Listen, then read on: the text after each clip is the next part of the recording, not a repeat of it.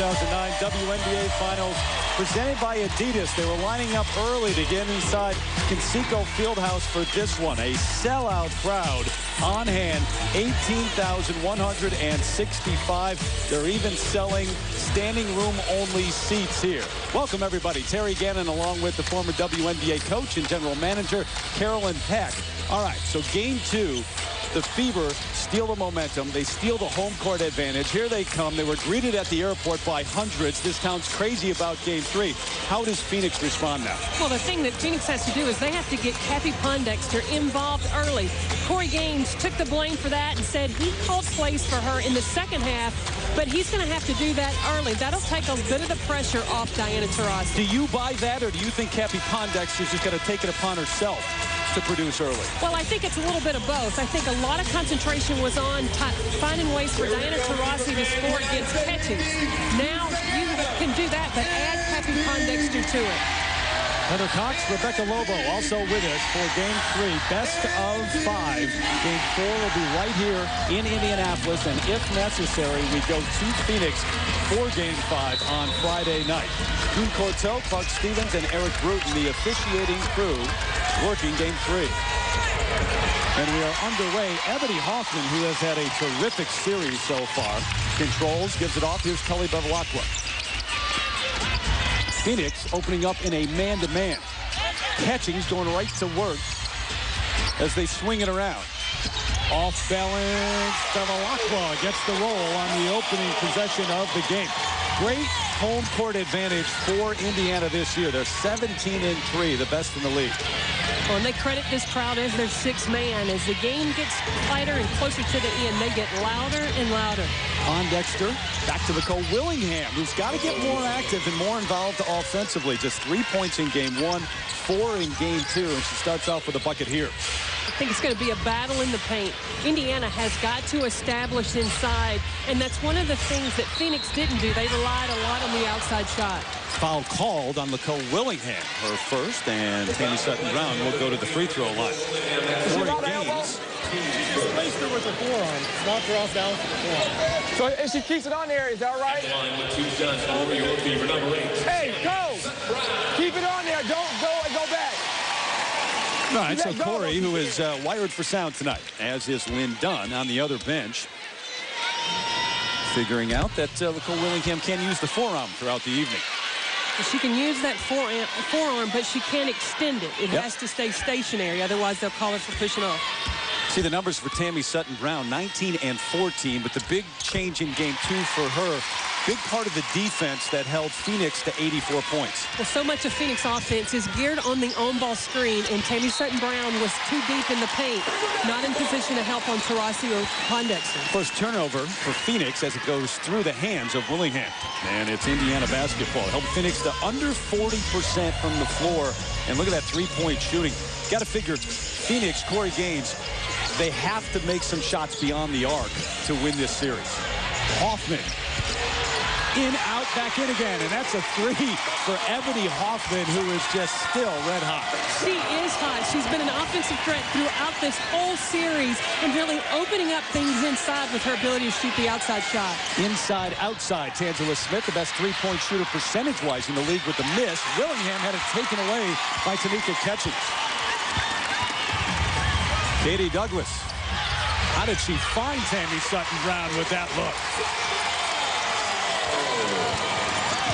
The Fever coming out, pressing the issue, running a little bit in this one.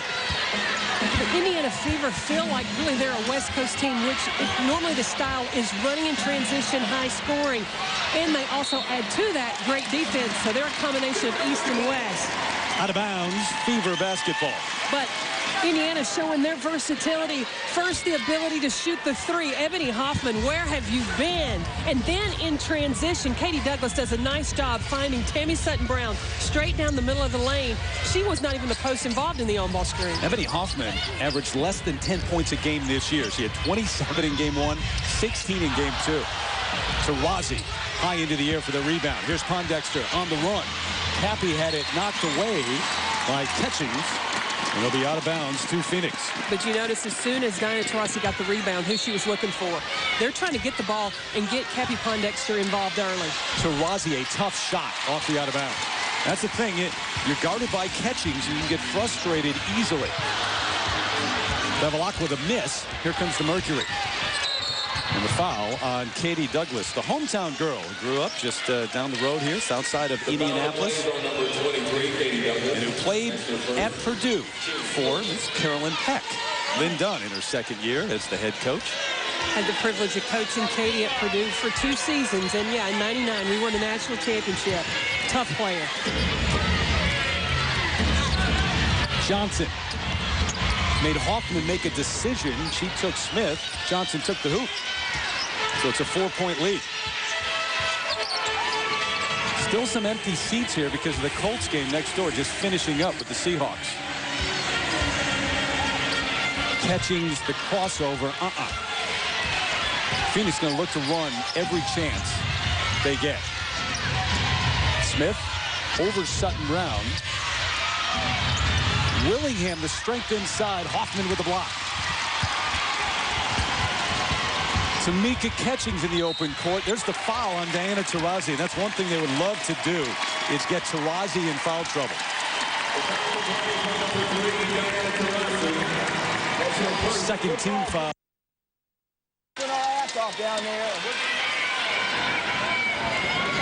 And just as Lynn Dunn asks a lot of Tamika Catchings, offensively and defensively, so too Corey Gaines with DeWanna Taurasi.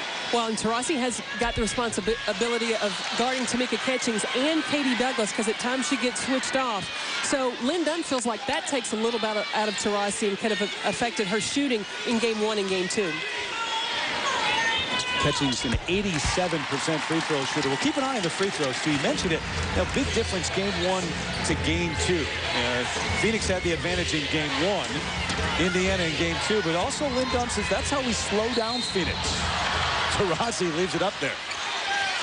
And the foul on Tammy Sutton-Brown, her first. Plus 19 for Phoenix in Game 1. Plus 5 from the line for Indiana in Game 2. It'll be interesting to watch how Indiana guards Phoenix. They are such a good three-point shooting team. Lynn Dunn said you can get the 3 off the dribble.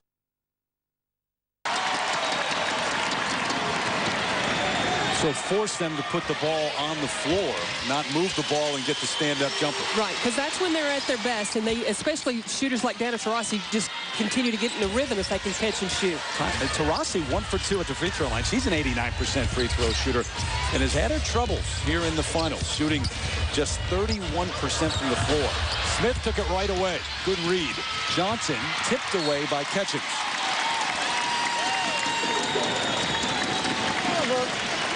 Cut her path off and stop. You watch how Tamika Johnson is backing off Tully Bevilaqua and able to get a deflection. Tangela Smith, the early fire, cleared easily by Catchings.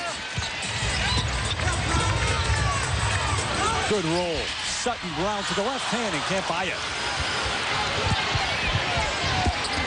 Phoenix not getting great looks right now. They're taking the quick shot, but Smith with the force. There's a turnover. Taurasi forces one.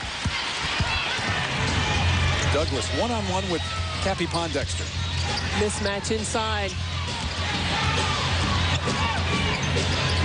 Bevilaqua, who had a couple of threes in Game 1, did not score in Game 2. Douglas had it blocked out of bounds. They're going to say Phoenix basketball. They may talk about this, though. Yeah, they reverse it. June Corto says, no, it's here at the Indiana end. Well, I thought Katie Douglas got a lot of contact on that offensive, on the offensive putback, and then to call the ball to Phoenix, that would have been a huge mistake. Douglas around the screen. Tipped out. It'll stay here with the Fever. Katie Douglas had 30 points in Game 1 and that big 3 to send it to overtime. You got a foul for pushing the back. Fifth-year player out of UConn comes off the bench for Indiana. And the Fever has gone cold. They missed their last 7 after hitting their first 3. Douglas changes that, though, with the three-pointer. Well, as soon as you talk about being cold, Katie Douglas said, not yet. The Fever's heating up. The double on Taurasi. She's not getting any kind of look. Every time she touches the basketball, 2 or 3 players are around her. It'll be a foul on Tangela Smith. Katie Douglas is not shy on the basketball court. She may have missed a couple of shots, but she still believes that next shot is going in, and that 3 definitely did. You coached her at Purdue, as I said, and she grew up right here in Indianapolis. And you know, it does sound like the typical perfect Indiana story. Growing up playing against her older brothers out in the driveway where the hoop was. The hoop in every driveway, isn't there, here in Indiana? And she said that her brothers would tell other guys not to hit her so hard, and she said, why, you do. Let them do it. Catchings left all alone. That's a 3. All 3 games have seen the Fever stretch out to a double-digit lead early on. Pondexter, though, strong to the hoop. See, Cappie Pondexter doesn't need to wait for plays to be called to her. She can create offense at will anytime she wants. Douglas, they're going to call the moving screen on Ebony Hoffman. Second team foul on the Fever, and the first on Hoffman. We got a break with 4.5 minutes left here in the first. Indiana stretching out in front of a capacity crowd here in Game 3. ESPN's presentation of the WNBA Finals is presented by Adidas. Impossible is nothing. And in part by IHOP. IHOP's gone NFL. Try the All-Pro lineup only at IHOP. Come hungry, leave happy.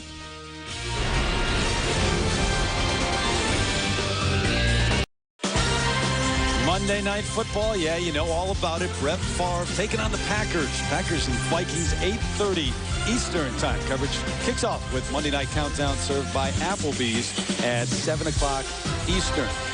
Just across the street, fans coming out after the Colts beat the Seahawks, and many of them will come right here to Conseco Fieldhouse. The Colts, by the way, have been very supportive of the Indiana Fever. In fact, they've taken out a number of ads in the newspaper, the headlines, wishing luck and whatnot to the Fever. This whole town really has gotten involved. The Pacers as well, including one of the all-time greats, Larry Bird, who's standing by with Rebecca Lobo. Yes, sir. Larry Bird bought 9,000 tickets to give away to fans in the Eastern Conference Finals. And we were talking a couple minutes ago. You said there's something special about this WNBA Finals. The fans here obviously feel it. Why do you think Indianapolis has embraced this team?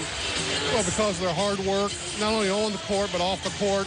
A lot of these girls spend time out in our community, and they do a great job of supporting our kids around the city of Indianapolis, and we're here today to support them. The playoffs are the time of year that competitors live for. What separates the Stars from everyone else this time of year? Well, you know, this is a big game. It's the finals, and they keep talking about wearing down the opponents, but you can't do that in the finals. They're ready to play. You'll see a great game today. Both teams are very good. The WNBA can sometimes be an easy mark for people looking for something to make fun of in sports. What do you like about the way the women play the game? They're as good as anyone in the world. They're the best talent in the world. They come to play every night. They're very well coached. They work hard in practice, and they fit in their communities. All right, Larry, thank you very much. Terry, got to listen to the man. Always. Are you kidding me? Man, one of the greatest players ever. Love to watch that guy play. Now, president here, and he did buy those upper deck seats, but today all direct fan sales in a sellout crowd. Nicole Ohlde with the bucket from Pondexter. Cappie scored on the last trip down, so it's a 4-point game. And even though Indiana's trying to double-team Cappie, if she doesn't have the shot, then she's creating and finding, but she's involved in the offense, not just pass and go away. Back to the zone now for Phoenix, forcing that outside jumper, but the starters have been pretty good so far. 3 of 4 from beyond the arc for Indiana. They were just 1 of 10 in game 2. Crowd wanted double dribble, no call. Taurasi off the mark again. And the foul is going to go against Nicole Ohlde. That's her first. Penny Taylor set to check in. Big part of this offense. In fact, you look at what they have done throughout the playoffs with Penny Taylor. It's entirely different without her on the floor. This is the injury in game 2. And it was very early in the third quarter. And you see she immediately, once she recognizes that she's got that injury to her mouth, she leaves the court. And it took almost 25 minutes to stop the bleeding. Look at this in the playoffs. Plus 44 with her on the floor, minus 6 without her. Foul's going to go against Nicole Willingham, and that's her second. Heather, do you have more on Penny Taylor? Indeed, a team dentist after the game put the loose front tooth back in place and then set it with a wire brace. She'll wear it for at least a week. They don't want her to wear it long term, but they need to wait till the swelling goes down. Now, luckily, the dentist that treated her specializes in hockey injuries and said she was extremely lucky she didn't suffer any fractures, saying usually anytime a tooth loosens, you're highly likely that a fracture is involved. If it were, she wouldn't be able to play. The fact that there's no fracture, she's just wearing a mouthpiece, and she's assured me she's 100% today, Terry. Tough. Got the broken finger, had the ankle surgery and injury to start the season. And how fortunate was she that the team dentist was at the game, able to immediately set that tooth. Ketsi's with the free throws. 5 fouls already on Phoenix, so they're over the limit. Just 2 called on the Fever so far. Cross court, they swing it to Johnson, back to Ohlde. Big presence inside. Nicole Ohlde with the drive along the baseline. They bring her on the floor to post a bigger lineup. Penny Taylor also gives them a little size. Inside out, Douglas spots up over Johnson, little short. Moore runs it down to the corner.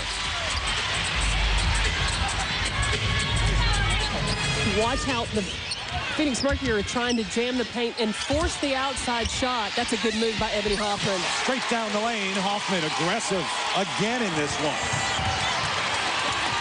Taken right back. Briann January, the rookie from Arizona State, gives it up to Katie Douglas. No foul call. And in game 2, Lynn Dunn went to her bench much more than in game 1. But you don't take out Ebony Hoffman right now. Leave her out on the floor. My gosh. That's a 3. But you got to remember that in 08, Ebony Hoffman was most improved player. She has just continued to improve and improve her game. 8 in the game for her underneath DeWanna, who was the 6th woman of the year in the WNBA this year. The rookie from Auburn.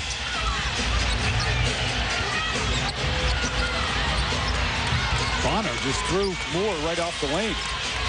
Well, Phoenix has gone to their rover defense with Taurasi now down low, mixing it up with the big girls in the paint. January with a miss. She had a big game in game 2, a couple of big threes, but it'll be Phoenix ball. Hey, Hoffman is stroking it from the three-point line. She's hot from there. That's become an integral part of the Indiana Fever offense. Well, and if you're Phoenix, you come into the series planning a certain way of playing them defensively. She wasn't part of that mix, not to this extent. No, you concentrate more on Katie Douglas and Tamika Ketia, not having to defend Ebony Hoffman, and especially not from the three-point line. Ohlde aggressive at the offensive end. So we're seeing a couple of players try to bring it a little earlier. Nicole Ohlde, Nicole Willingham, early in this quarter. We're under a minute now. Nice slip. Good pass from Douglas. And Jessica Moore, the 5th-year player, who's from Alaska originally, with the bucket. And both teams are double-teaming the superstars. Katie Douglas that time got double-teamed and recognized Jessica Moore was open. Taurasi got bumped. She's looking for a call, doesn't get it. And Diana has got 1 point in the game. She's 0 for 3 from the floor. She went hard to the hole. That's the same thing Ketia does every time. Taurasi has yet to get a field goal in this game.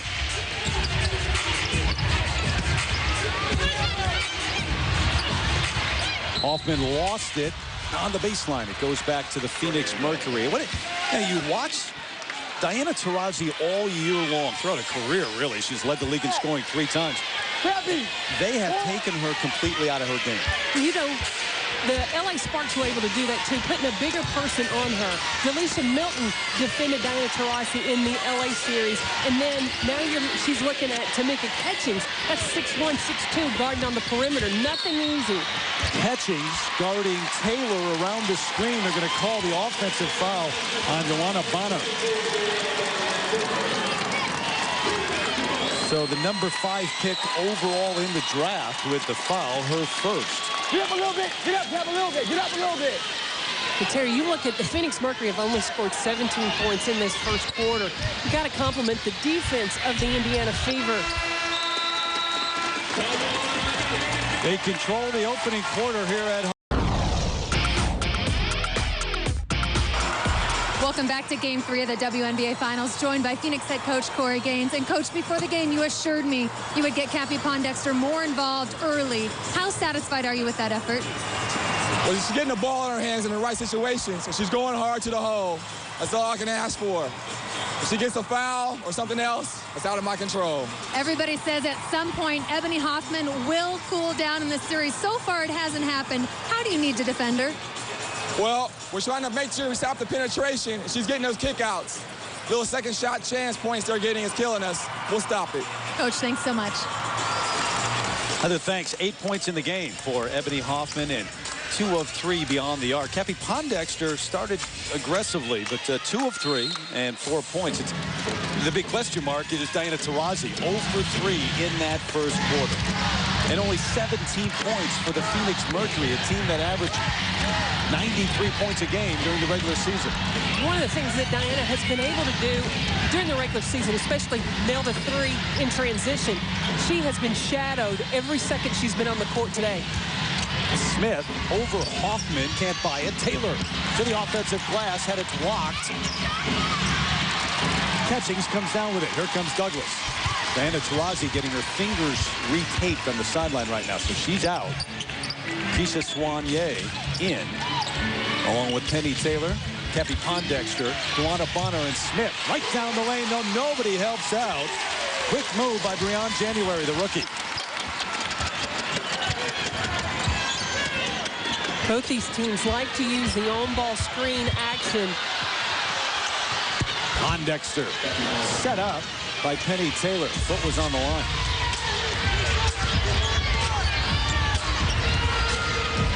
Now they call it a 3 now, so it's a 6-point game. Catchings. Taking Taylor. She had her and gave it up too soon. She did, didn't she? And they call Penny Taylor for the bump, so that's her first foul.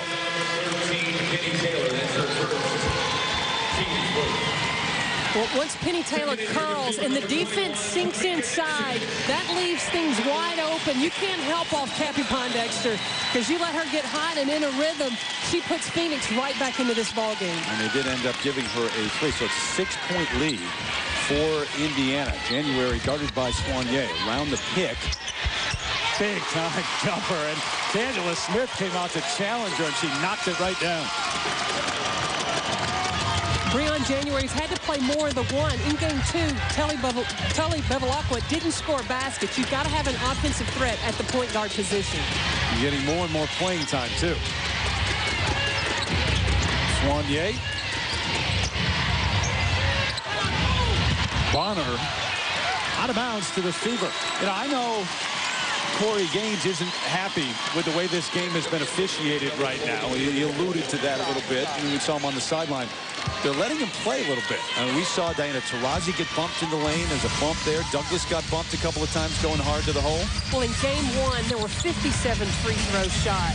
And difference from 1 and 2, only 37. So the officials are like, this is the finals. Let them play a little bit. Pondexter the rebound, trying to run. Stops, pops, and gets it. She doesn't need an offense called for her. Well, that's the thing. I mean, and Diana Taurasi talked about that. Cappie, just go. Just take it. Because she can push you down defensively, make the defense settle on your heels, and then pull up for that nice jumper.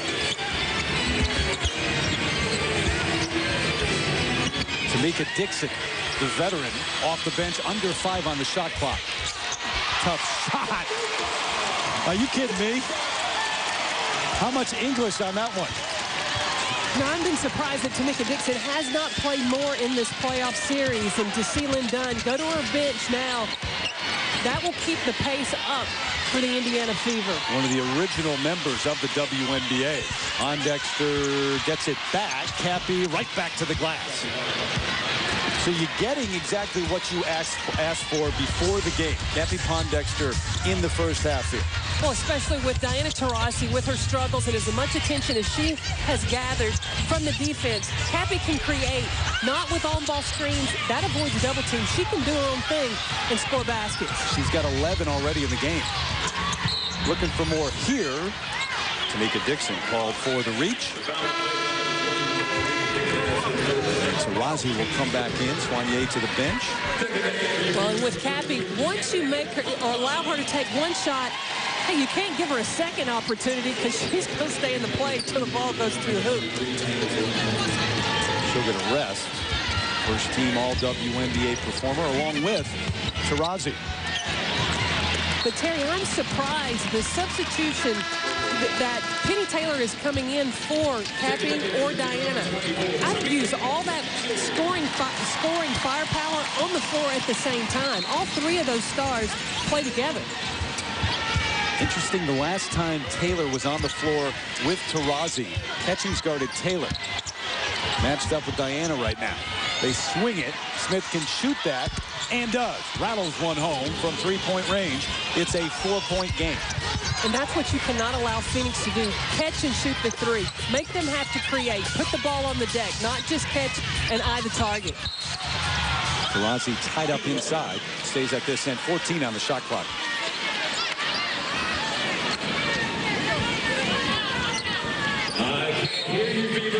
And they're asking for more noise, and I was just about to say they've gone silent here in Conseco. That'll bring them out of their seats. How about Dixon off the bench? 2 big plays. Well, Tamika Dixon understands what it takes to win a world championship. She won 2 when she was with the LA Sparks. Smith from Taurasi can't get it to go. You know, Catchings hauling in the rebound said, if I'd have realized that was 1 rebound away from a triple-double, I'd have gotten a few more. I could have done that. Call the 3-second. The Indiana Fever care about their community. Yesterday, continuing a finals tradition, the WNBA, Toyota, and the Fever teamed up to dedicate a new Fever Reading and Learning Center at the Lilly Boys and Girls Club of Indianapolis.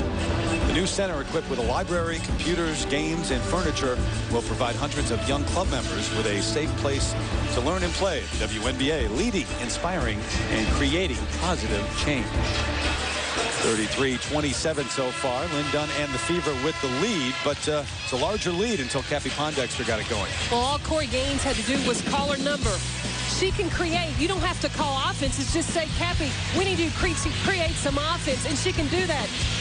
We've just seen her come out of 2 double teams and get her own baskets. She can create anytime she wants to. So she's got 11 in the game. Taurasi's still 0 for 3 with just 1 point. Look at what Cappie did in games 1 and 2. 6 points. Not only that, she had 5 total shots in the first half in the first 2 games. And when you have a scorer on your team like Cappie Pondexter, she's got to take more than 2.5 shots in the first half. Right? Inside out, Taurasi passes up a 3 to get in the lane, get her first bucket. First field goal of the game for Diana Taurasi.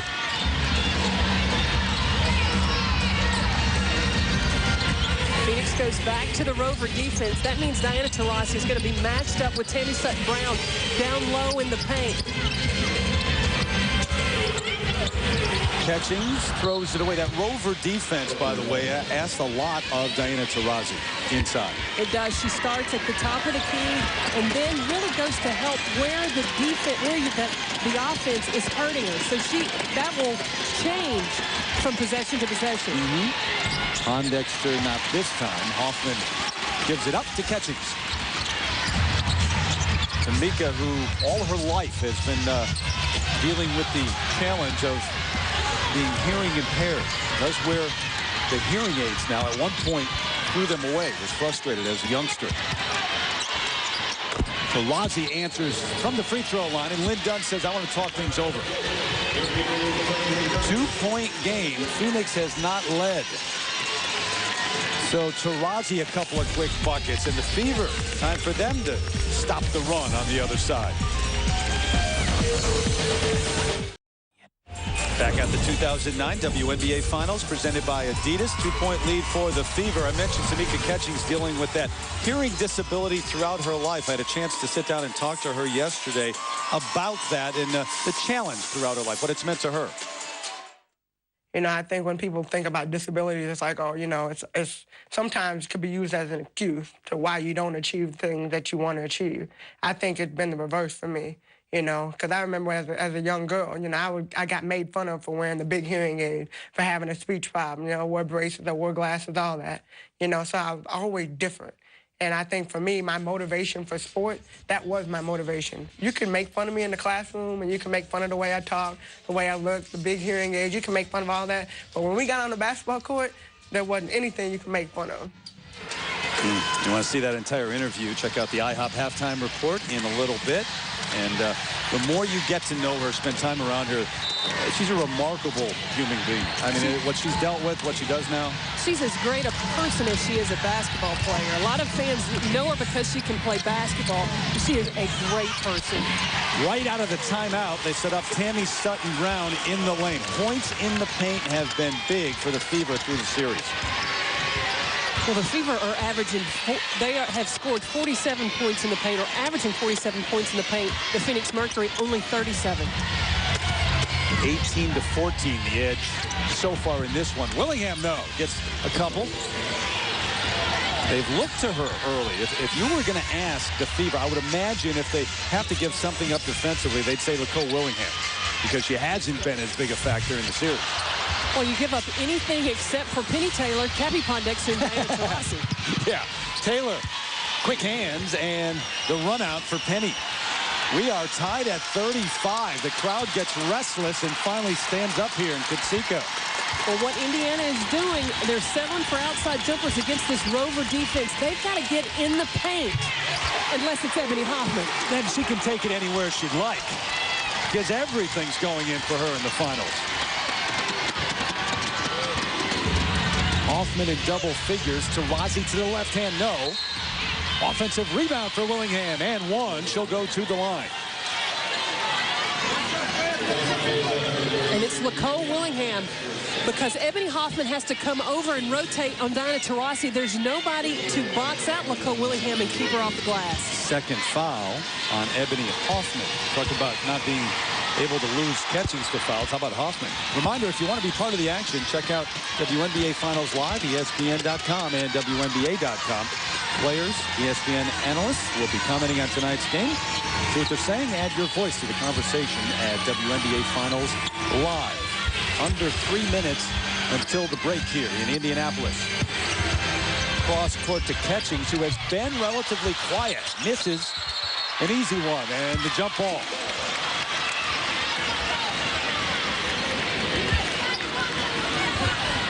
Ketchings does a nice job splitting the defense, stepping around, just cannot get that layup to fall, but she stays after it, getting into the jump ball situation. 6 points, just 1 of 5 in the game so far for Tamika Ketchings.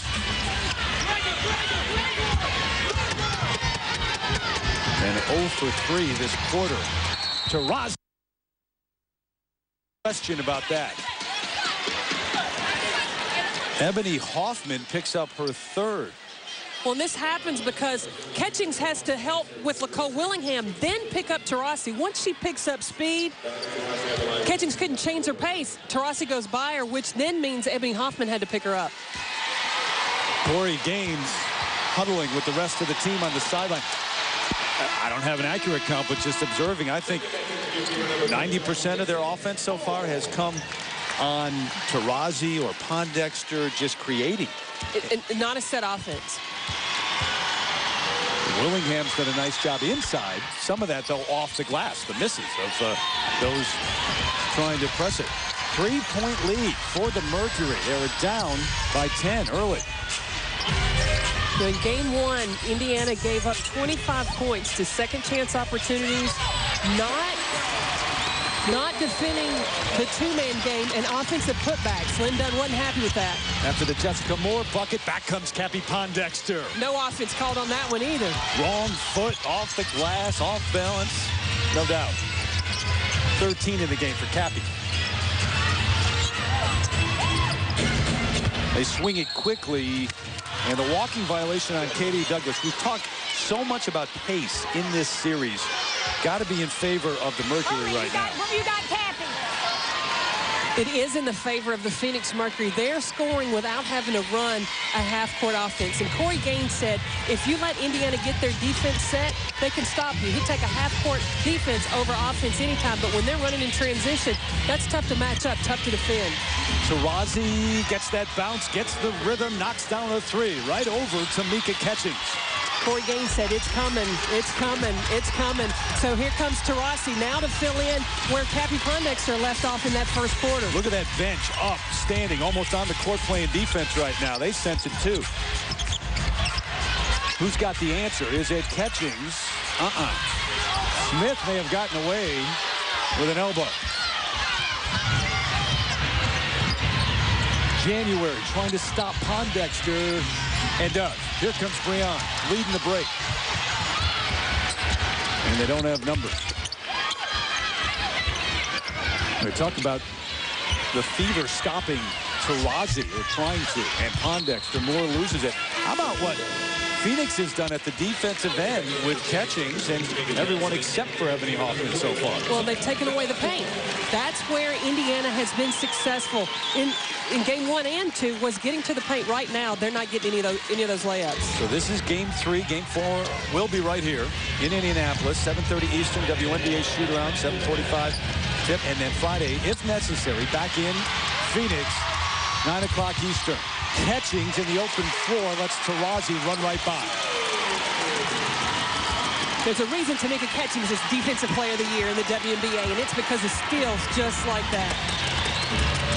All right, so here's a set where Indiana's back on D and Phoenix has to run something. See what they get.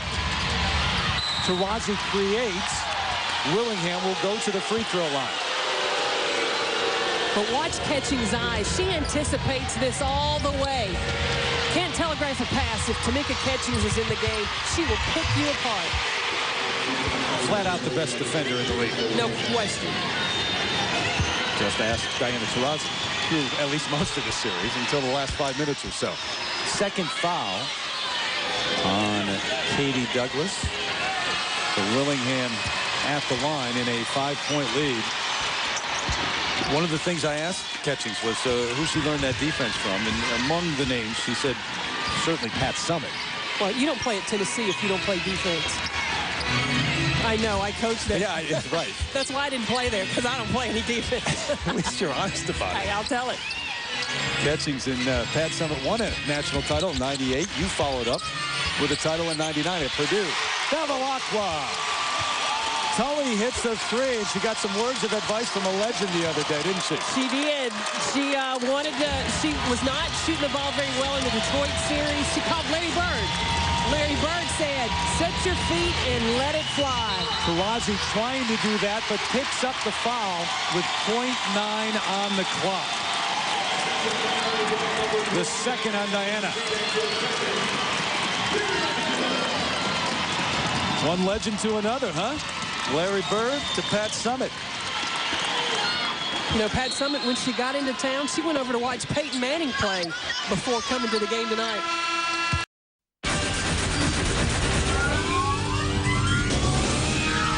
Welcome to the IHOP Halftime Report. Cappie Pondexter, no slow start today. She has 13 points and 5 assists. Phoenix leading Indiana at the half. Welcome to the IHOP Halftime Report. Pam Ward along with Hall of Famer Nancy Lieberman. This series tied up at 1 game apiece. Indiana did very well in the first quarter. Phoenix better in the second quarter. What happened? They started to push the tempo once again. And let's remember, Phoenix will not win this series if Cappie Pondexter and DeWanna Taurasi do not take the lead. They did in the second quarter. They have 23 points at halftime, and I thought the fact that they held Catchings and Douglas to 1 for 8 in the second quarter showed that they can also defend perimeter. Fever playing in front of a sold-out building for the first time across town. The Indianapolis Colts were playing earlier on today. Remember, the Colts bought a full-page ad in the Indy Star to say, go out and support the Fever. Well, they were out supporting the Colts, and you know what? This guy, Peyton Manning, is good. Reggie Wayne caught a 5-yard touchdown pass today. Peyton tied Fran Tarkenton for 3rd all-time in career touchdown passes in NFL history. This time he finds Austin Collie. Terrific over-the-shoulder catch. The Colts breeze 34-17. Other scores in the National Football League. Detroit, oh, they're still struggling. The 2 Ohio teams are in overtime. Oakland is losing. And Washington with a win over Tampa. Maybe that will help embattled coach Jim Zorn. Some baseball news. Really only 2 games that terribly matter today. The Tigers winning, so Minnesota has to win in order to force a 1-game playoff Tuesday in Minneapolis. And so far, so good for the Twinks. They have a big 10-4 lead now in the top of the 8th inning. When DeWanna Taurasi was asked about Tamika Catchings, she said, if you're going to build the perfect basketball player, Tamika Catchings is it. She said she's strong, fast, athletic, and skilled. One other thing, she is an inspiration. Terry Gannon has more with a sit-down interview with Catchings. So much is asked of you in offense, defense, rebound, staying out of foul trouble. At the same time, the coaches say, we don't want her to put too much pressure on herself. How do you reconcile those two? I think it's just a balance, you know, and since I've been here for the Fever, I mean, that's been my job. And actually this year has probably been the easiest as far as I've been playing for 8 years now. Out of the first 7 years compared to this year, you know, I had to do everything. I had to do rebounds, assists, steals, you know, pretty much every statistical category without turnovers, of course. You know, I had to pretty much do in order for this team to win. This year, actually, it's less pressure. I know my job on defense is whoever I'm going to guard the best player on the other team, you know, and it's a challenge. I love it. Pat Summitt, how important has she been in your development, your confidence, whether it be on the court or off the court? Very important. You know, one of the great things that I always talk about, I mean, we know Pat from the inside out rather than from the outside in. You know, like we were in there. You know, we went to Tennessee, so we were in the practices, her yelling at us, you know, after on and off the court. I mean, she's like a second mom to me. Sometimes she would just a short text. You know, hey, keep your head up. You're doing a great job. I mean, it just sometimes you don't need somebody blowing you up on the phone 24/7 to tell you that. It just takes a simple text like, hey, I'm here for you if you need me. One of the challenges you've always dealt with is a hearing disability. Now, how much of a challenge is it? You know, my hearing disability, it really isn't a challenge for me. You know, I think when people think about disabilities, it's like, oh, you know, it's sometimes could be used as an excuse to why you don't achieve things that you want to achieve. I think it's been the reverse for me, you know, because I remember as a young girl, you know, I got made fun of for wearing the big hearing aids, for having a speech problem, you know, wore braces, I wore glasses, all that, you know, so I was always different. And I think for me, my motivation for sports, that was my motivation. You can make fun of me in the classroom, and you can make fun of the way I talk, the way I look, the big hearing aids, you can make fun of all that. But when we got on the basketball court, there wasn't anything you can make fun of. So when people talk about, you know, oh, your hearing disability, it's like, you know what? That actually challenged me as a young girl to who I am today, because it challenged me to be better on the basketball court, on the soccer field. You know, I did football, ran track, I did softball, I did volleyball, I did everything. And, you know, sports was my outlet away from being made fun of. That was what I did. And she does it just about better than anybody else. Tamika Catchings off to a great start today, but at the break, Phoenix leading Indiana by 3. More IHOP halftime report coming up.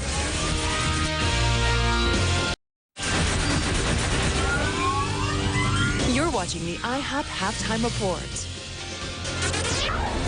Well, welcome back. Phoenix with a 3-point lead over Indiana at the half. In Game 3 of the WNBA Finals, Cappie Pondexter finally having a good first half in this series. The beauty of Cappie Pondexter is that this woman is just a great basketball player. And you want to know why? Because she can create her own shot. She can take you off the bounce. What I am seeing thus far, she is putting her head down. She is getting low. See how she dragged out the double team and is able to turn the corner. If her shoulders are turned up to the rim, she's fine. She's got that beautiful jump shot. She's a great rebounding guard, but I thought that her energy really helped the Mercury, especially in the second quarter, because they were struggling, and Taurasi really wasn't shooting much. And she did take 7 shots, Diana, in the first half. Taurasi, she was 3 for 7. She has Catchings guarding her, which right there, that's tough. Well, it's really tough, but I really think because Diana had a matchup early with Catchings, she gets bumped off a lot of plays. So what happens is it really takes a lot of energy out of you to guard Tamika Catchings. Right here, this is the beginning of the game, and you'll see Catchings shoot, but you're going to see her get bumped off a lot of different screens, or you should have seen her get bumped off a lot of different screens. I really believe that Diana needs to look for her 3-point shot. For me, she was stepping in and attacking the defender and taking that mid-range two-point shot. You'll see her shoot to 3, I believe, more in the second half. 1 for 3 from 3, and you did see her a couple times when she went in and just trying to draw the contact and get an old-fashioned 3, but you'd like to see her do some bombs away. Because it'll pull the defense out to her, then it'll open up those slashing lanes for both Penny Taylor or Tamika Johnson, and certainly for Cappie Pondexter. All right, what are your adjustments now for the second half? Well, for the second half, I think that Indiana has to go back inside. They were so successful the first 2 games of this series. They must continue to go inside. And then I really think that Catchings and Douglas have to be looking for their shot. They were 1 for 8 in the second quarter. They must score for their team. Taurasi and Pondexter must score for those teams. Those are the catalysts. And the pace of the game, obviously, Phoenix wants it to be faster than fast. Well, they did well in the second quarter because they sped up the pace of the game. They got to the foul line. They were 5 for 5 from the line. Just another way that they can score. What a great series this is turning out to be. Phoenix up 47-44 at the break. Diana Taurasi, her shooting percentage still is down, but at least she is scoring some points. Her team up by 3. This has been the IHOP halftime report. Second half coming straight away.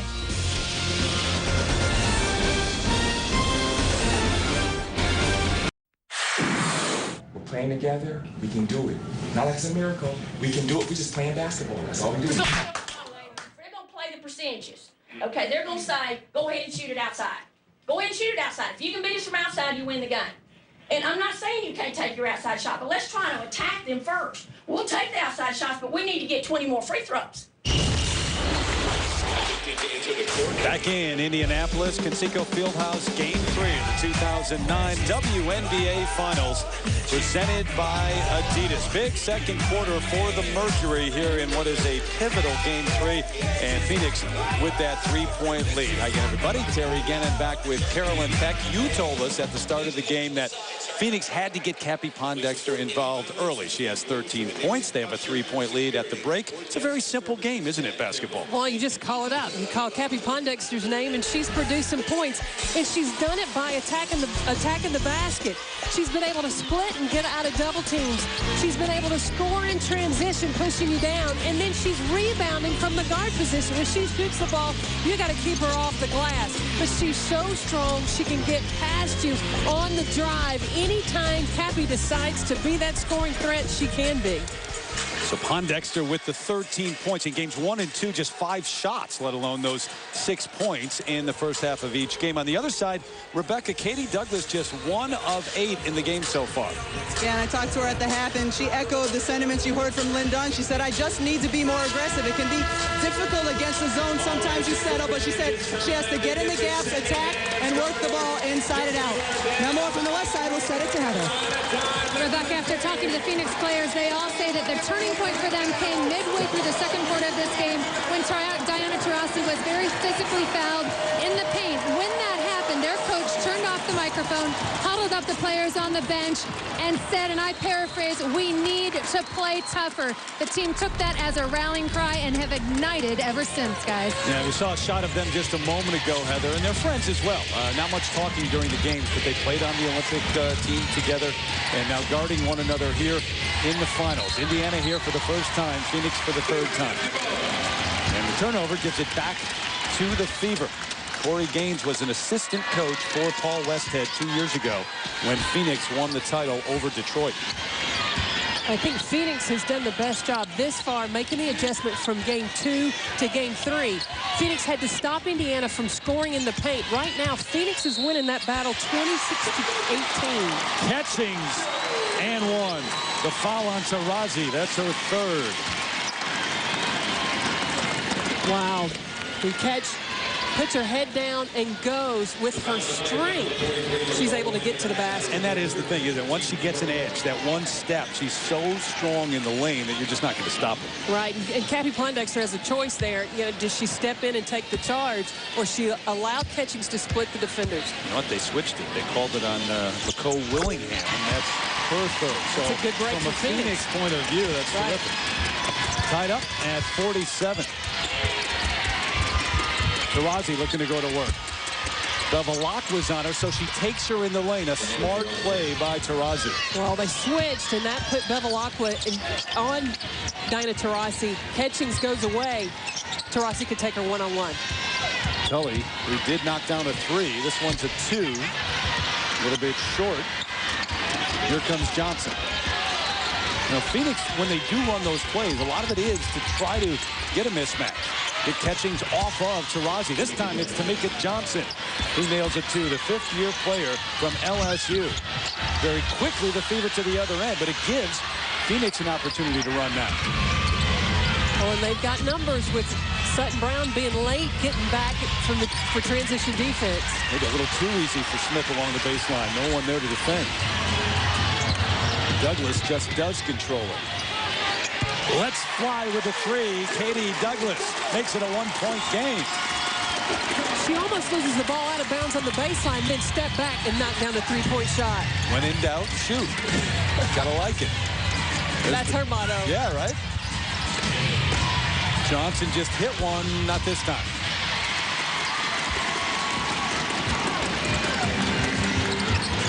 Well, now Cappie Pondexter's guarding Tamika Catchings. And commits the foul, trying to stop Catchings. Like Coach Katie Douglas, and I know that she has no conscience. She's not worried about, oh, I almost turned it over. Nope, step back, eye the 3, and see the 3, be the 3. That's Katie Douglas. A little Caddyshack in the telecast today. There you go. You know, you were telling me the other day in high school, her coach would get frustrated sometimes because she wouldn't put up the big numbers and would play to the level of the competition, but she'd say, hey, I didn't need 40 tonight. I'll get it next time, right? Yeah, he would get so frustrated with her because she could go out against a tough team, score 40 points, and then they'd be in a game with a blowout, and he'd say, hey, where's that 40 points? And she looked at him and said, I'll get 40 when I need to get 40. Perry Meridian High School, just 9 miles from Conseco Fieldhouse here in Indianapolis. Bevilaqua trying to stop Pondexter, has help, out to Taurasi. The scramble and the foul. They're going to whistle Douglas for this? I think they are. She can't believe it. And that's the third on Katie. Lynn Dunn can't believe it. Wow. That's a tough foul. Yeah, I think the official saw as if Douglas was on the takedown of Tamika Johnson. So she has 3, and Ebony Hoffman has 3 for Indiana.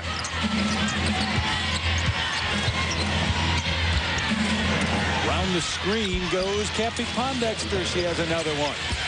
Very different Pondexter here in game 3. Now, she had 23 points in game 1, but they were late. I mean, she was big in that overtime. Blocked. Here comes Taurasi with Catchings. Throws it right to Sutton-Brown. I'll tell you, after that tough foul, I would go back to Katie Douglas. She's going to go even stronger this time. Tamika through the legs and back.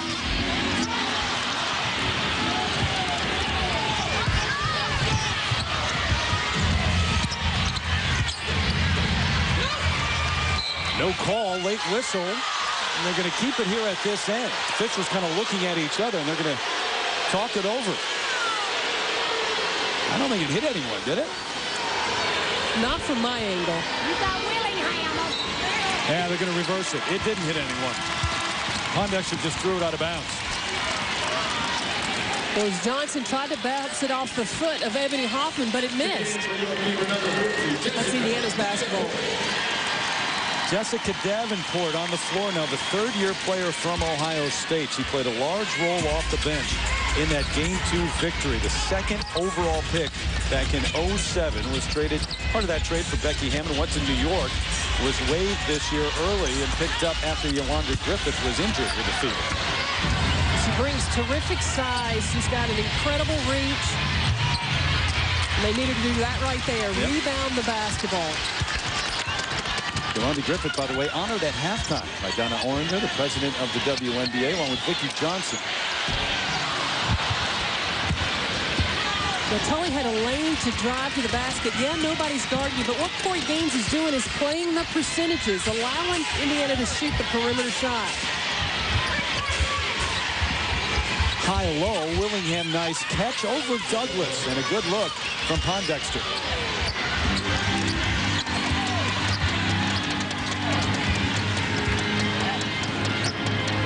Douglas to the outside.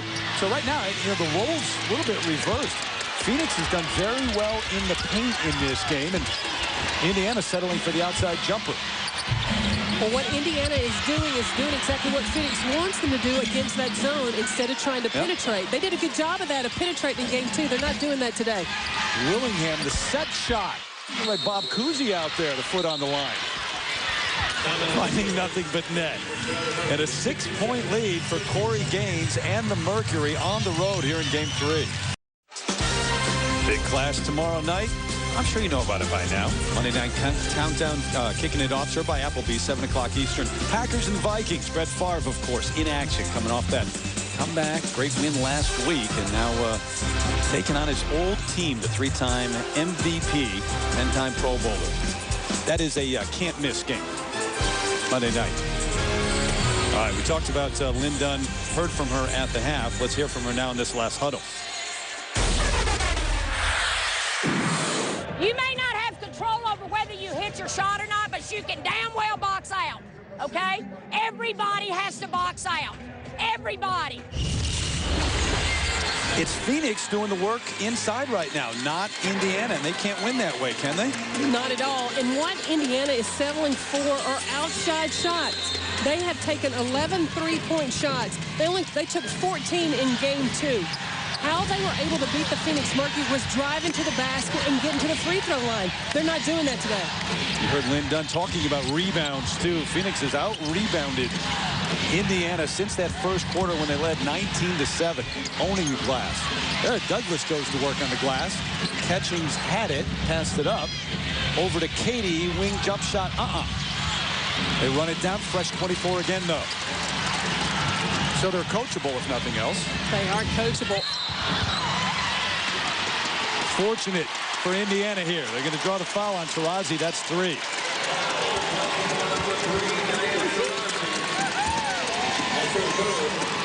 Third team foul on the Mercury. Fever only with 1 up there in this quarter. You know, one thing that worked for Indiana against this zone in Game 2 was on-ball screen action. Right now, Indiana's relying only on the flash through the paint.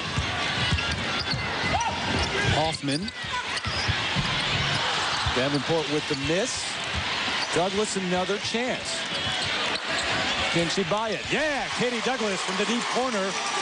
They got 4 opportunities that time at this end. Hey, she earned the right to shoot that 3.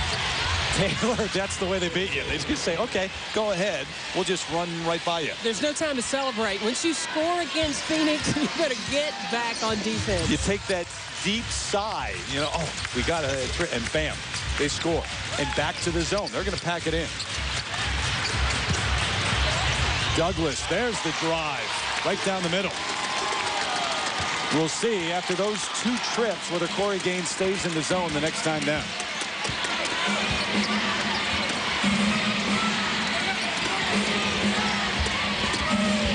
Davenport on the switch, loses Taurasi. There's the miss. But that's the three-point shot Lynn Dunn wants, is off the dribble. If you watch Katie Douglas, you can shoot the three-point shot. When you get in there and get an offensive rebound, it's kicked out. She goes to the left. I think she likes that spot. Nice dive down the middle. When the ball goes into Jessica Davenport, she's turned up her offense right now, Katie Douglas has. Well, Indiana had the ball for about 20 seconds or so, and the officials have huddled and reversed it again. So they give it back to Phoenix. I think it was the right call that time, though. In fact, they got it right the last time, so it might take it some time. The crowd doesn't like it, but they're getting it right. Davenport, the foul with the body. Well, Davenport's letting Penny Taylor turn the corner on her. She needs to step up and not allow the ball to come to the middle of the floor. She's over there on the sideline. That's what Lynn Dunn was saying. Everybody knows she's over there on the sideline. I was translating because that was Tennessee talk. You have to, but often. You got to keep the ball one side of the floor. Hey, cheer on the Mercury and Fever in style. Log on to WNBAstore.com now for the largest selection of WNBA gear, including jerseys, T-shirts, and hats. Plus, receive free U.S. shipping on orders over $65. WNBAstore.com. One store, every team. I spent 15 years in North Carolina. I pick it up a little bit, but not quite. It's next to Tennessee.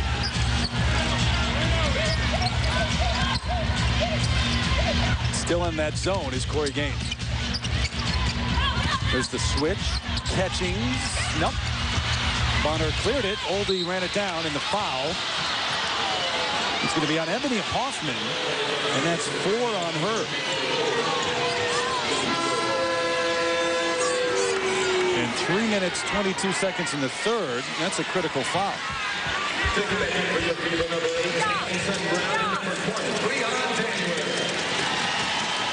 Davenport to the bench. Hoffman still on the floor. He's guarding DeWanna Bonner. See if they go at her. Taylor, the fadeaway in the lane. She gives you so much on the floor when she's out there. Different team when she's out there. Well, she was the MVP of the World Championship. She's a smart player. She recognizes any mistake you make defensively and takes advantage of it. Hoffman with those 4 fouls. The big step in the lane. Her first bucket of the second half. Briann January guarding Taurasi. And Ketching's now on Pondexter. And the adjustment for Indiana because Ketching's leading, or Pondexter leading the Mercury in scoring. Now Ketching's has the assignment to guard her. Quick first step. Ohlde underneath. Blocked by Ketching. Tamika with the block. 2 on the shot clock.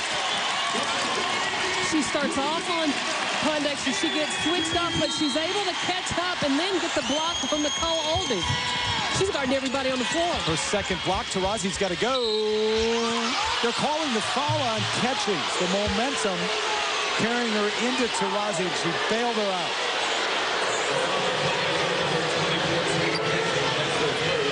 First foul on Tamika Ketching.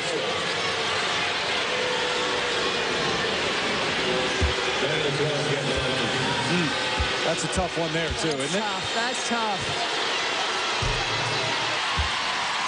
2 seconds on the shot clock when they took that ball out of bounds. And Ketching sending an 89% free throw shooter to the line.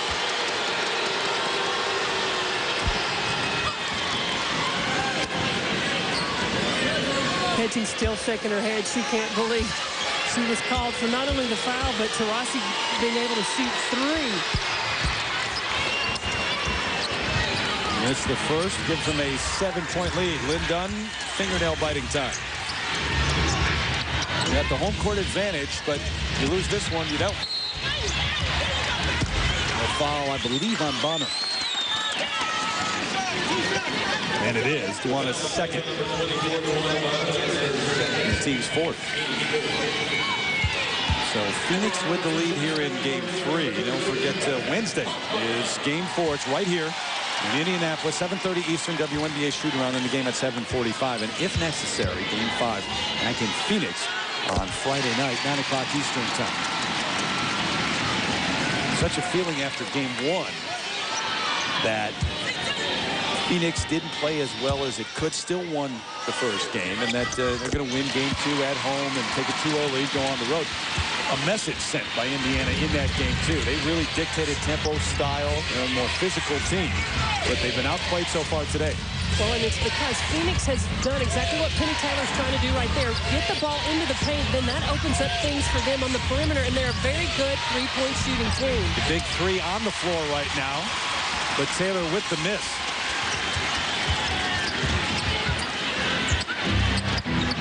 So games going with Pondexter, Taurasi, and Penny Taylor. Douglas, the offensive foul on Katie Douglas. That's 4 on Douglas.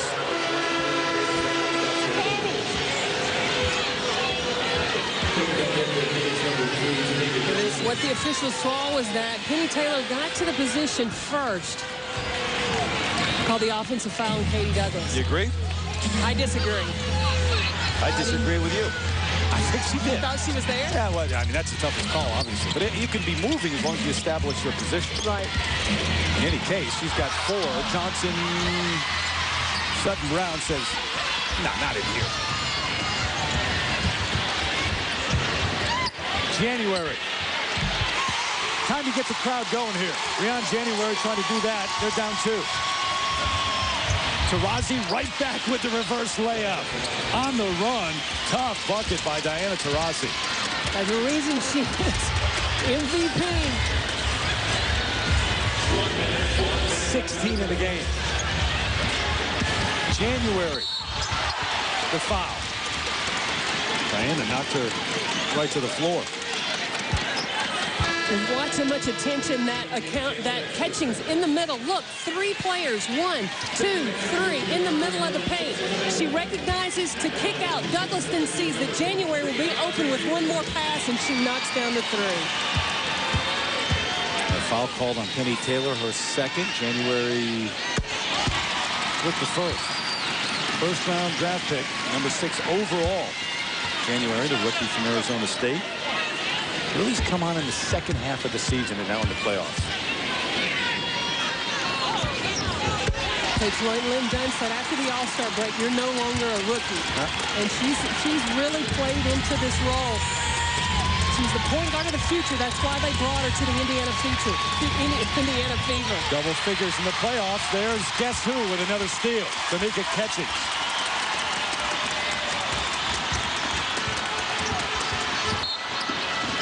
Taylor knocks it out with 15 on the shot clock. Nobody does this better than catching. Well, that's why she's the WNBA Defensive Player of the Year. It's plays like that. She anticipates them very well. Got 3 in the game.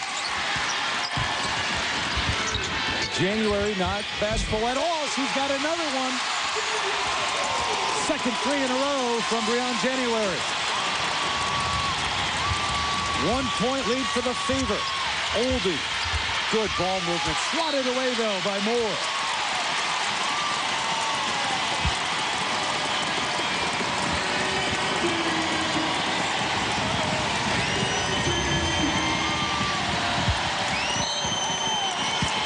.13 on the shot clock. 3-second difference. Taurasi inside. Bonner knifes through. Shot clock off. January on the run. Stops over Taurasi. She's got another one.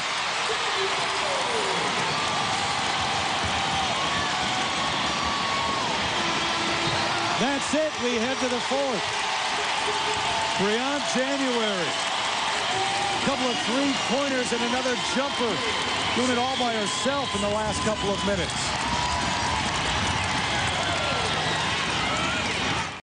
Keep getting the ball out of her hands. That's going to be key for us. All right, Coach. Thank you.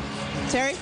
All right, Rebecca, second half, Cappie Pondexter not nearly as effective as she was in that first half, but also 10 of 20 so far for Indiana behind the line, and Cappie on the bench right now. Heather, what do you know? Anything else on Cappie Pondexter here? Well, Terry, Cappie is certainly involved emotionally. During that last timeout, Cappie Pondexter led the charge, yelling, "This is ours. We have 10 minutes. We are not going to lose this. We have come way too far." Then Diana Taurasi took over and knocked the clipboard out of Corey Gaines' hand. She was so emotional in the huddle, guys. We head to the fourth. Pondexter on the bench. Taylor on in place of her. Indiana with the basketball. I mentioned it. 10 3-pointers for the Fever so far in this game. Sutton-Brown inside and cleared by Smith. On the other side, Phoenix, the three-point shooting team, just 3 of 14 right now, Carolyn. Well, what Indiana's doing is forcing the Phoenix Mercury not to be able to have the catch-and-shoot three-pointer. Taylor creates. Smith, there's a catch-and-shoot three-pointer in and out. And Ketching's the rebound. And Phoenix talked about in game 2, they were missing open shots. That's a shot Tangela Smith normally knocks down. 7 rebounds for Tamika Ketching so far. Douglas on the floor, so the foul is going to go against Tamika Johnson. That's her first. Corey Gaines sends Pondexter back onto the floor. Well, he's got his full arsenal on the floor now with Penny Taylor, Cappie Pondexter, and DeWanna Taurasi.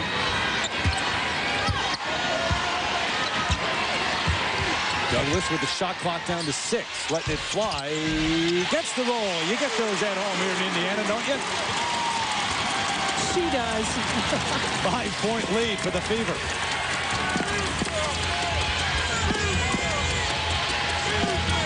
So what's the answer now for Phoenix? I think you got to continue to look to attack the basket, make the defense sink in, and then kick out, find your three-point shooters.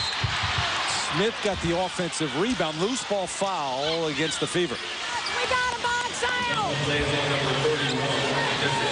Jessica Moore picks up her first.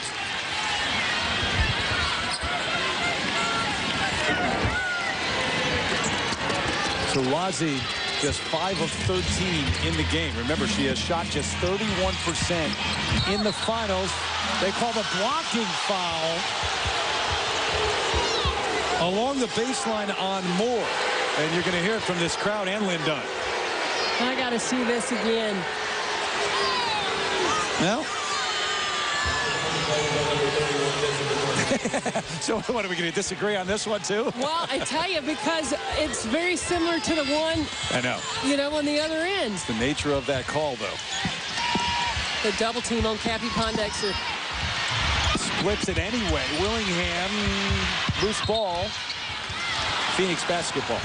Fresh 24.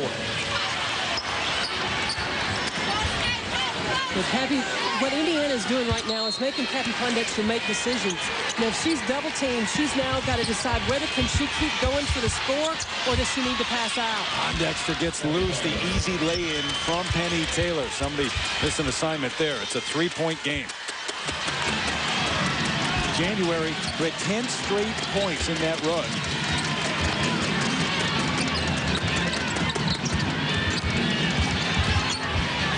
Catchings, 12 in the game for her. Shot clock under 10.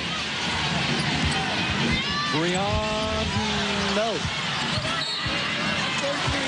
Fever basketball.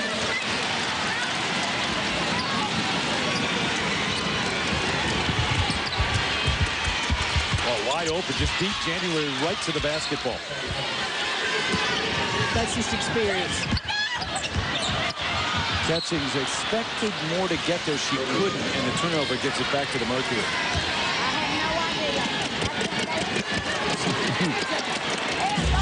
Lynn Dunn, who lives basically right across the street here in Indianapolis from Conseco Fieldhouse.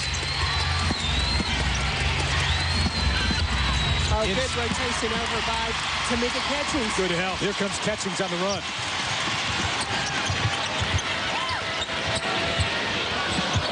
Bring it back. If they don't get the initial rush, well, Catchings goes anyway, and I'm not sure Lynn Dunn would want her to there. They'll call the jump ball, Smith and Catchings. If they don't get that initial rush, Carolyn, they would like Phoenix to have to play defense for much of the shot clock. Well, and they should. If they move the basketball, execute their offense using their screens, and especially on-ball screen options, that'll create opportunities to get to the paint.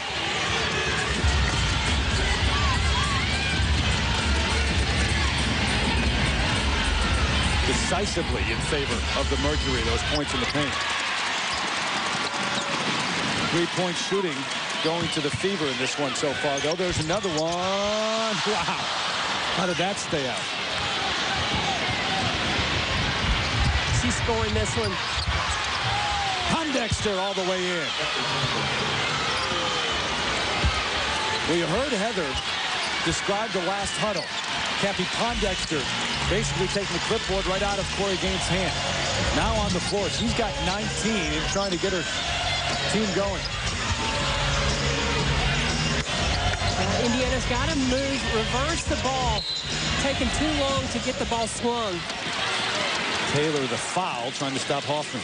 Well, now that Cappie Pondexter realizes that offense doesn't have to be called for her, she can look to score on just about every trip down the floor. Pondexter, just a fourth-year player out of Rutgers. Seems like she's been in the league longer. She's made such an impact right away. She was huge for the Phoenix Mercury when they won the championship in 2007. 3 on the shot clock. Catches, fouled by Johnson. That's all she could really do with it.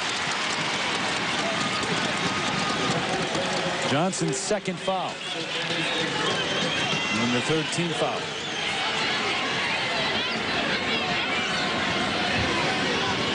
You look at Tamika Catchings and her ability to create behind the back, splits the defender, going strong. There's not too much you can do with that. 6'1", 167. In her 8th year from Tennessee, won a national title with Pat Summitt, who's in attendance today, back in 1998. You know she'd like to have better numbers from the floor. Pat Summitt watching her former star here. But you got to look at that last move, at what Catchings can give you. One of the strongest players in the league, and yet changes on a dime. Quick, can get to the hoop. Knocked out of bounds, it'll be Fever basketball. And Pat just shaking her head saying she missed another free throw? Come on. But Diana Taurasi complimented Tamika Catchings, said if you're going to build the ideal basketball player, you would build the strength, the talent, and the passion that Tamika Catchings has. Pretty good. Pretty good package there. They whistle Penny Taylor for the foul, and that will be the 4th on Taylor. And the team's 4th, but it was on the inbounds. And they're going to send Hoffman to the line. She held her before the ball was inbounded. First one good for Hoffman.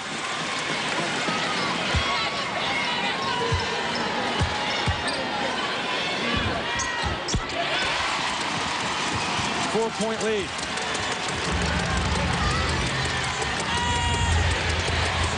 Fever with the edge at the free throw line. And Ebony Hoffman holding that right arm. And they're going to call the foul on her. So that's her 5th foul, and she's holding that shoulder right now.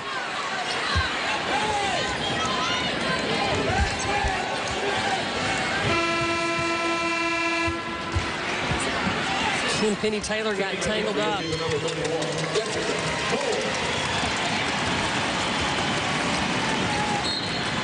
She's going to go to the end of the bench and now head to the locker room, and they'll check her out. So she goes out at the 6:17 mark, and that could be critical for the Fever.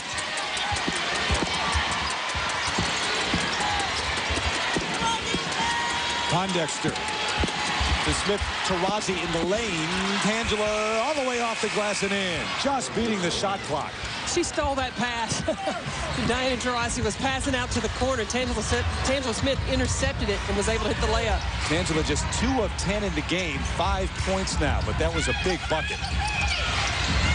All right, Hoffman being out, what does that change now for the Fever? Well, it takes away a perimeter score, especially from the post position. She's been the one that's been hot from the 3. Air ball from Douglas. It'll be Phoenix basketball. 5:36 left, 4th quarter. Game 3, tied up in a game apiece. It's been a good one. Much more to come. Back here in the 4th, Conseco Fieldhouse, sellout crowd, 2-point lead for the Indiana Fever. Series tied up at a game apiece. Check out our HP photos of the WNBA Finals. Well, check out this block by Tamika Catchings, and it's all ball. Looks like she could almost pin it to the glass. And is there emotion in this game? Absolutely. Go to WNBA.com to vote for the HP Photo of the Year. Leading scorers, Pondexter with 19, Taurasi with 16, but hasn't shot well again from the floor. Ebony Hoffman, remember, just went to the locker room, grabbing her right shoulder.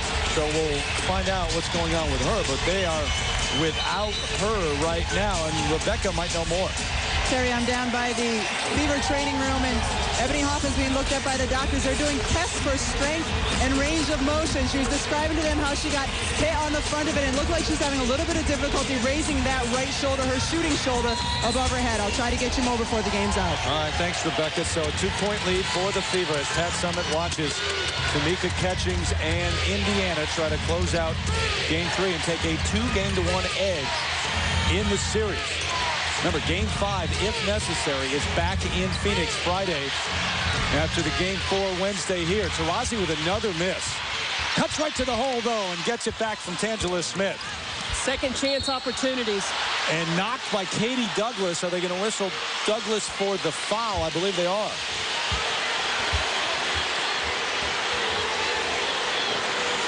Technical foul on Diana Taurasi. Double technical on Taurasi and Katie Douglas. Diana and Katie going, what did you do? What did I do? I don't know.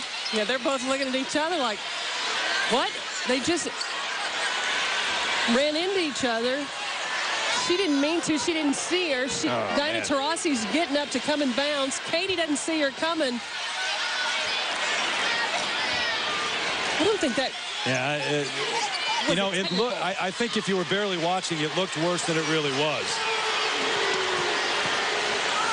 And they're both saying that was totally inadvertent.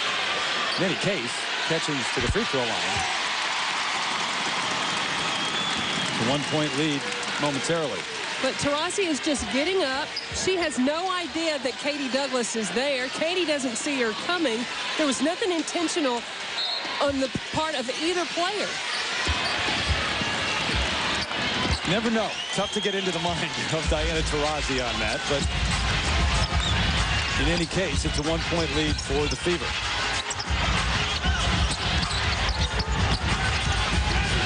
Everywhere Catchings goes to get to the paint, she's attracting the attention of 2 defenders.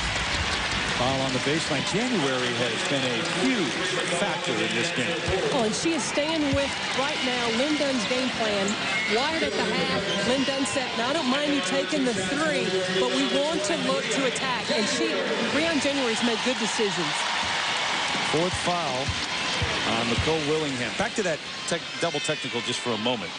Even if you believe that Diana Taurasi intentionally got up looking to headbutt Katie Douglas, how do you call the technical on Katie Douglas standing there as Hoffman comes back with that right shoulder bandage? Now, Catchings shot a free throw, but Phoenix didn't shoot one. Was it a double technical? And so they did, yeah, they never shot.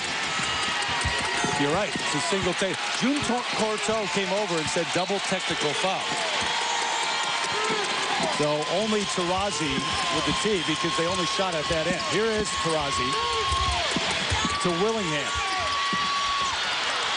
Good move inside for the Cole, who started the game that way.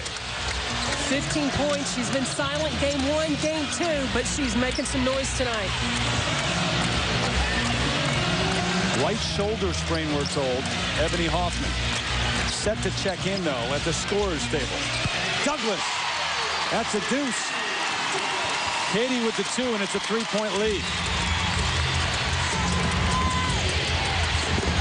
Pondexter blocked, got it back, stayed with it. Cappie looking for a foul call. There wasn't. It's the second chance opportunities for the Phoenix Mercury. Indiana is not able to keep them off the glass.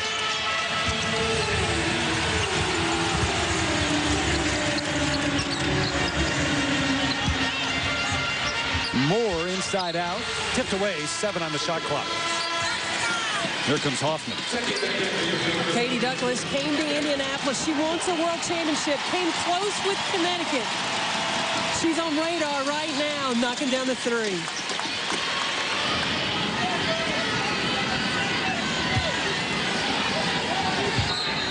17 so far here in this one. Taylor went for the steal. There's the double, and Douglas finds Sutton-Brown, who misses the easy lay-in. You can't miss a chippy like that, not after a great pass.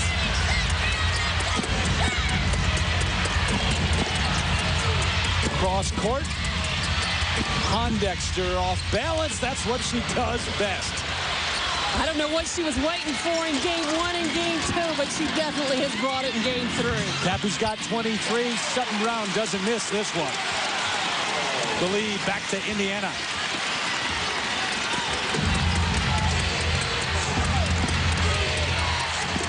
Under 3 to go.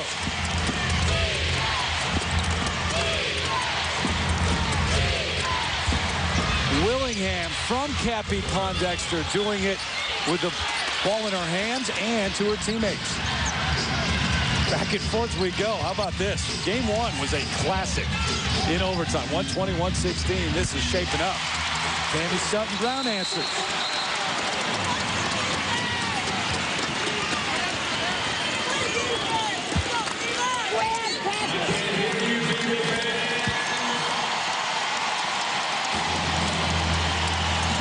Standing room only crowd. Conseco Fieldhouse. Fourth quarter, game 3, tied up a game apiece. And the Fever trying to shut down Cappie Pondexter, who's had a huge day. Willingham. Finally, they come out with it. And they're going to give the timeout to Phoenix. Lynn Dunn says, hey, it was a loose ball. They didn't have possession.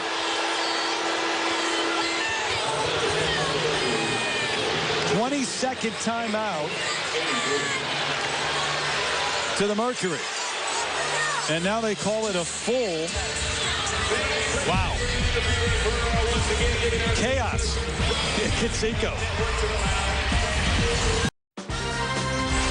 Back with a reminder, Monday Night Football comes your way. Tomorrow night, Packers and the Vikings. You know all about it. Brett Favre taking on his old team, 8:30 Eastern time. And Monday Night Countdown kicks it off at 7 o'clock Eastern.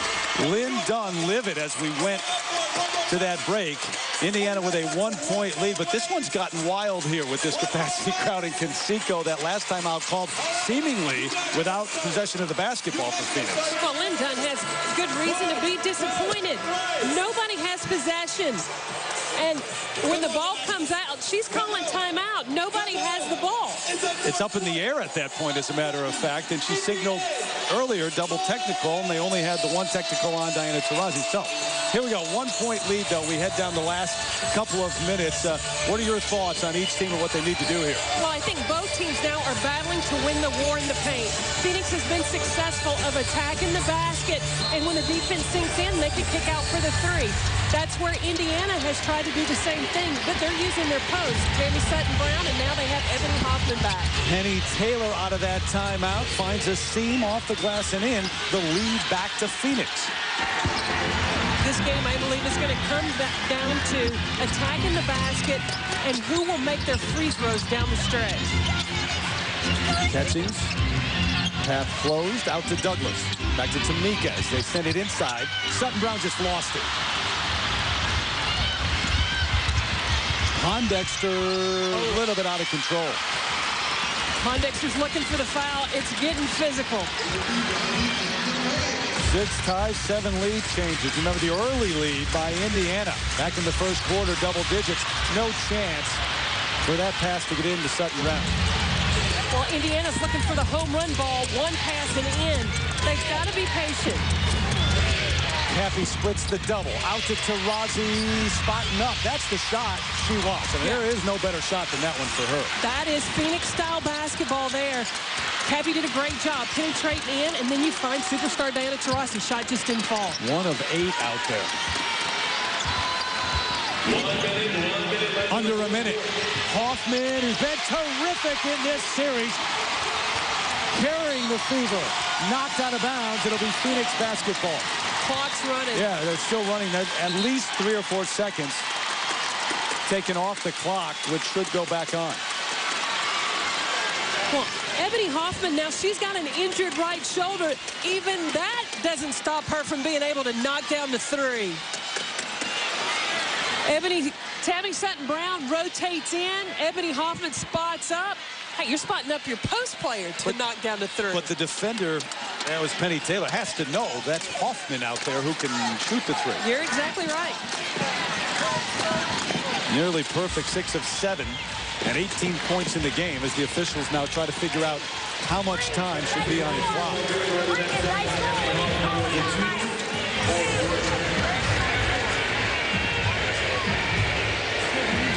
And they're also trying to figure out whether that should be a 2 or a 3. Larry Bird up there watching.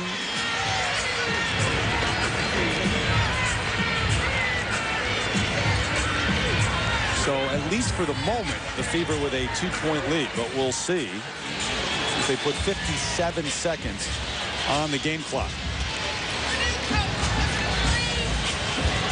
And Corey Gaines, who doesn't like, you think about down the stretch, he does not like to call timeouts. Likes his team just to go out there and work it out.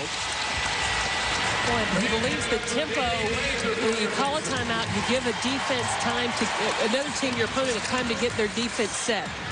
And the style of the Phoenix Mercury is coming down in transition before the defense has an opportunity and taking the first good shot. He doesn't want to slow that down with a timeout.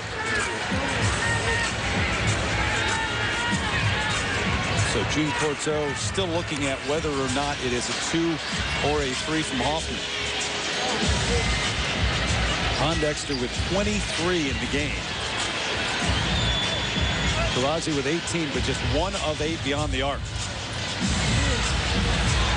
And the Fever doing a lot of work out there themselves. 10 of 21 from 3-point land. So a full couple of 20s for the Mercury and 1 full couple of 20s also, and a foul to give for the Fever. They're going to call it a 2. So Hoffman's foot on the line. That's a 2-point field goal from Ebony Hoffman. And the lead is 1. Here we go. Pondexter controls. Cappie on the move. The scoop. Catchings calls timeout.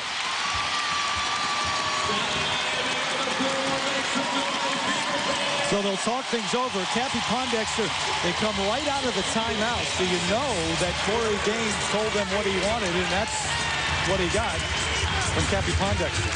Well, he wanted her to attack the basket, but I think she could have taken a more under-control shot.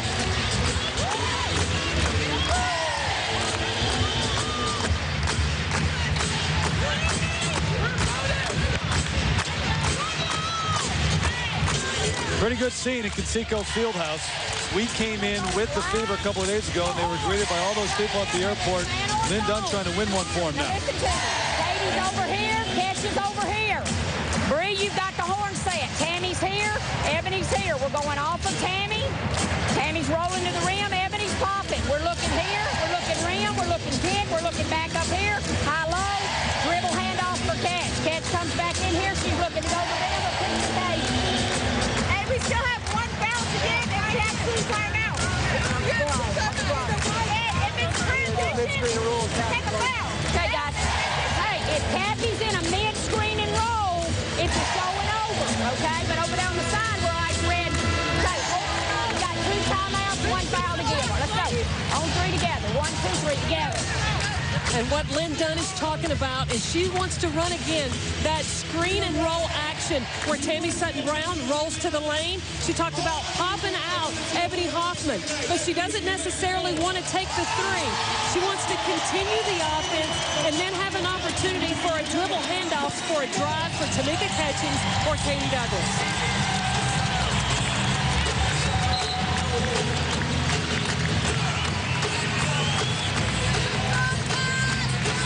So Cappie Pondexter, Penny Taylor, Diana Taurasi, Tangela Smith, Nicole Willingham on the floor for Phoenix. Tamika Catchings set to inbound it. Briann January, Ebony Hoffman, Douglas, and Sutton-Brown. 47.7 left. January controls. Along the baseline, Sutton-Brown can't get this one. Second chance. January kicking it back out. They'll have a fresh 24. Smart play by the rookie. Kick out. You have a shot clock reset. Time is on your side. Lynn Dunn's telling her to wait. Slow down. Corey Gaines yelling no fouls off the leg of January. It's Phoenix basketball. Shot clock off. 22.1 left. And the Mercury looking to win it here. Down by 1. Indiana with a foul to give. Pondexter, as they run the clock down, Cappie off the heel, catches high into the air, jump ball.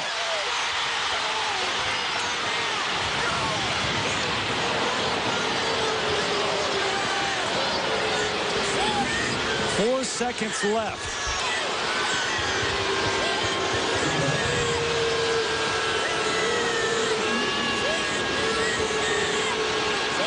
Tamika trying to get the timeout. You remember Phoenix got a timeout in a similar situation a couple of possessions ago. Willingham and Catchings. Comes down to this. Pondexter and the timeout quickly for Corey Gaines. 3.4 left. What a series of events. Well, that was a smart play to tip out, get the timeout. Now, he's going to take the ball sideline out of bounds. He's going to try to bring his point guard out. If you're going to deny the basketball, he'll flash his post. He'll flash his post right to the free throw line area, and he's only down 1. So he got to look to attack, get to the basket, or get to the free throw line. Number of different options for Corey Gaines right now, because you do have Benny Taylor, you've got Taurasi, you've got Cappie, Pondexter. In the last few possessions when he's needed a bucket, it's been Pondexter. Well, I think he's going to switch things up. She's going to be a decoy this time. I would look for him to go to Taurasi or Taylor.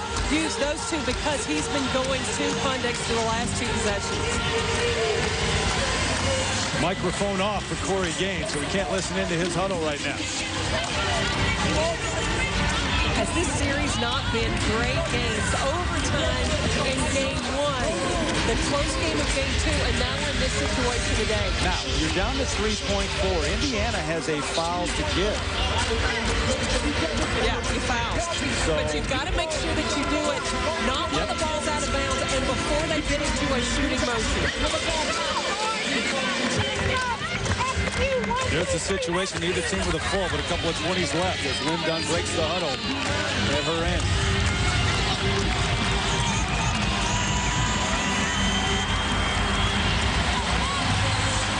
On their feet here in Indianapolis.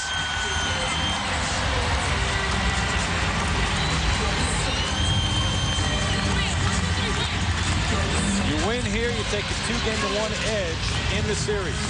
Indiana right now, what they have to do is they've got to deny the inbound and go to foul as soon as the ball comes in. Cannot be a catch and shoot. Pondexter to take it out. Taylor trying to get it. Smith lets it go.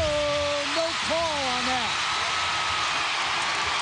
Game over. Indiana wins game 3. No call. There was I thought contact there. That's going to build up for some drama in game 4. Larry Bird loves it. 18,000 plus. They love it here. In Conseco Fieldhouse, 86-85 the final. Indiana with the win over Phoenix. As soon as the ball comes in, it was supposed to come to Penny Taylor. Tangela Smith. Tamika Catchings cleans up the rebound. Lynn Dunn is loving it in Indianapolis. Well, you go to foul, but you don't want to foul on the shot, and it was awfully close. So Katie Douglas, the effort here in her hometown, and Pondexter, terrific game for Cappie, but the win goes to the Fever. Rebecca? Tamika, 3.4 seconds, a lot of time when you're going against Phoenix. What were the keys to that last defensive stop? The biggest thing is obviously keep them from catching the ball, but they put Mazzani in, they put another shooter in, just trying to deny everybody. I think our team, we did a great job. We weren't going to switch until the ball got in, so we did a good job she missed that shot. Ebony was right there, thank God, and we got the rebound. You and Ketia, obviously the superstars on this team, but you've had a lot of contributions. How big were Ebony, Hoffman, and Briann January tonight? Oh my gosh, they were unbelievable tonight, you know, and I know through a period of time we got a little stagnant on offense, but, you know, Bree down the stretch, especially in the third quarter, stepped up and hit some big shots. Ebony, obviously, that three that they turned into a two, you know, that was a huge shot for us, and we were able to keep that lead. Tamika, thank you. Terry? And Rebecca, thank you. 14 points, 12 rebounds, 7 assists for Tamika Catching to go along with 4 steals. So they're celebrating here in Indianapolis. They take a 2-1 lead in the best-of-5 series, 86-85. Coming up next, NHRA Lucas Oil Sportsman Series. Don't forget, we've got Game 4 Wednesday, 7:30 Eastern. WNBA shoot-around kicks it off. This has been a presentation of ESPN, the worldwide leader in sports. For Carolyn Peck, Heather Cox, Rebecca Lobo, our entire crew, I'm Terry Gannon. Good night, everybody, from Indianapolis.